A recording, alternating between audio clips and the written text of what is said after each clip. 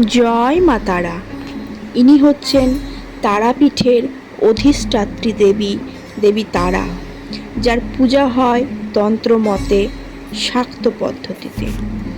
তাই তো দেবীর পূজাতে নিত্য ভোগে থাকে শোল মাছ এবং বলির পাঁঠার মাংস, কারণ বাড়ি।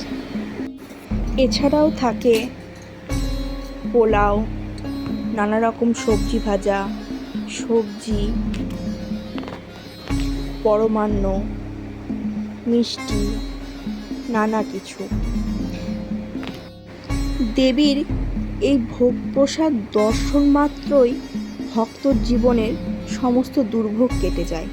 তাই তো বহু ভক্ত এই মন্দিরে আসেন, মাকে এই ভোগ নিবেদন করেন এবং পরে সেই ভোগ তারা প্রসাদ রূপে গ্রহণ করেন।